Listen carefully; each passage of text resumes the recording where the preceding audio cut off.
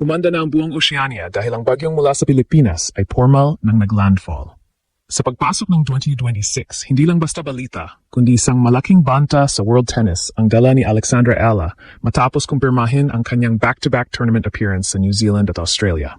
Ito na ang sandaling hinintay natin sa loob ng maraming taon, ang makita ang ating pambato na hindi na kailangang dumaan sa madugong qualifying rounds. Dahil sa kanyang makasaysayang world number 52 ranking, si Alex ay hindi na lang basta guest sa Oceania. Siya ay isa na sa mga seeded players na tinitingala at kinatatakutan ng mga world champions. Simula January 5th sa ASB Classic sa Auckland, New Zealand, magsisimula ang isang kampanya na pwedeng magbabago sa tadhana ng Philippine sports habang buhay. Isipin ninyo ang tindi ng pressure. Si Alex ay opisyal na papasok bilang 4th seed sa Auckland. Nakahanay sa mga dambuhala tulad nina Elina Svitolina at Emma Navarro.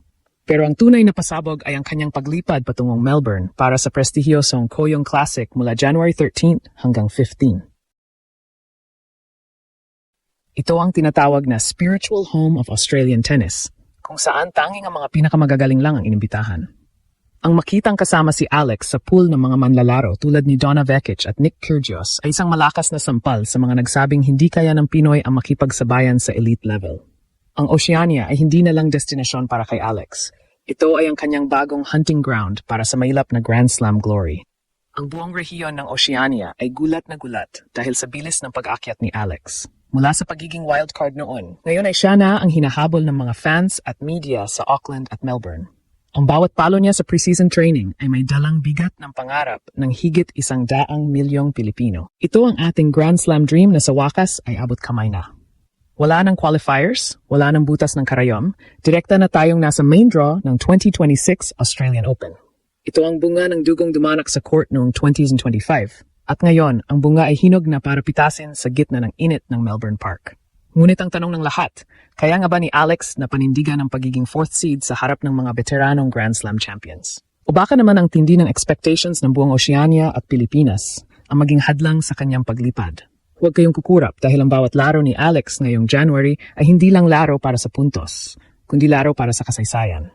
Ang 2026 ay hindi lang bagong taon para sa atin.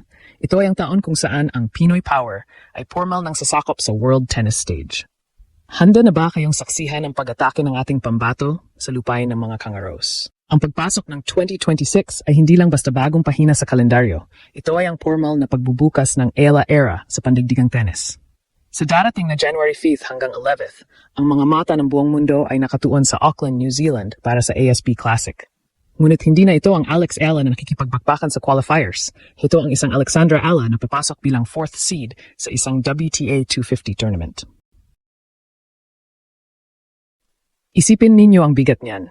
Mula sa pagiging underdog noong simula ng 2025 na nasa rank number 147, ngayon ay kabilang na siya sa mga top guns na kailangang iwasan ng mga kalaban. Sa listahan ng mga kalahok, tanging sina Elina Svitolina ng Ukraine, Emma Navarro ng USA, at ang batang si Iva Jovic lang ang nakakaangat sa kanya. Ito ang unang pagkakataon ng isang bandila ng Pilipinas ay lilipad ng ganito kataas sa isang elite entry list. Hindi naging madali ang pag-akyat na ito. Ang 2025 season ni Alex ay parang isang pelikula na puno ng aksyon at tagumpay. Matatandang yanig niya ang Miami Open nang talunin niya ang mga higanteng sina Jelena Ostapenko at ang dating world number 1 na si Iga Swiatek. Ang mga panalong iyon ang nagsilbing gasolina para makuha niya ang kanyang kauna-unahang WTA title sa Guadalajara Open. At bago matapos ang taon, inihatid niya ang pinaka-inaasam na gintong medalya sa Southeast Asian Games sa Thailand na tumapos sa 26 na taong pagkauhaw ng bansa sa women's singles gold.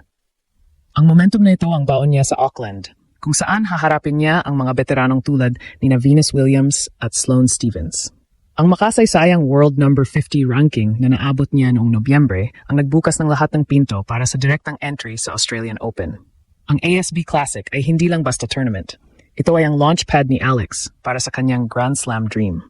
Bilang 4th seed, mayroon siyang tactical advantage sa draw na nangangahulugang hindi niya makakasalpukan ang mga top seeds sa mga unang round. Ito ang pagkakataon niya para ipakita ang kanyang left-handed dominance at ang mas pinalakas na backhand na hinasa niya sa Rafa Nadal Academy. Maging ang tournament director na si Nicolas Lamperin ay aminadong ang presensya ni Alex ay nagdadala ng bagong enerhiya sa kompetisyon. Alam ng lahat ng batang ito mula sa Quezon City ay gutom sa kanyang unang tour-level title. At ang Auckland ang perpektong entablado para patunayan na siya ay kabilang na sa elite circle ng tennis. ngunit ang hamon ay hindi biro. Sa Auckland, maaari niyang makatapat muli si Janice Chen ng Indonesia, ang manlalarong tumalo sa kanya sa Sao Paulo Open noong nakaraang Setyembre. Ito ang pagkakataon para sa revenge match na inaabangan ng mga fans sa Southeast Asia. Sa bawat palo at bawat pawis na pumapatak sa preseason training ni Alex, ang layunin ay malinaw. Makuha ang corona sa New Zealand bago lumipad patungong Melbourne. Ang 2026 ay simula ng isang mahaba at mabungang career. At ang unang linggo ng Enero ang magdidikta kung gaano kalayo ang kayang liparin ng ating pambansang pambato. Handa na ba ang Oceania para sa bagsik ng isang Filipina?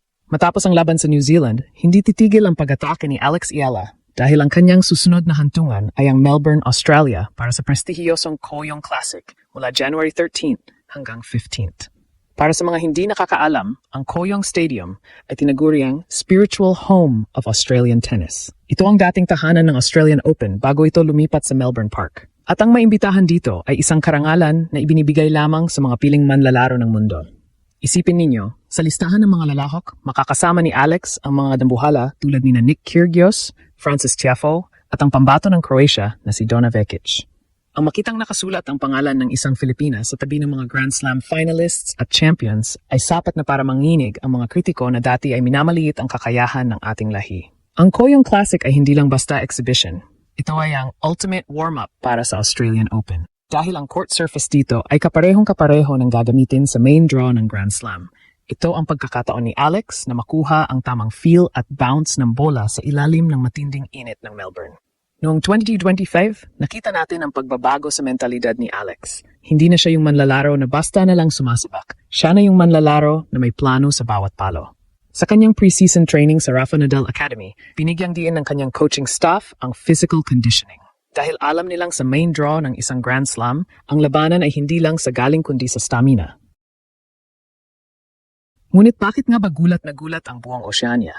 Dahil sa kasaysayan ng tennis sa rehiyong ito, bihirang-bihira ang isang Asian player, lalo na mula sa Southeast Asia, ang nakakakuha ng ganito karaming atensyon.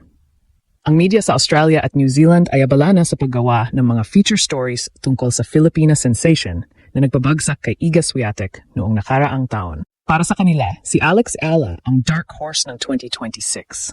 Ang bawat interview niya ay tinatampukan ng kanyang determinasyon na baguhin ang kasaysayan ng Philippine sports. Every year is a different story. Ang paulit-ulit niyang sinasabi na tila ba isang babala ng 2026 ang taon ng kanyang pag-akyat sa trono.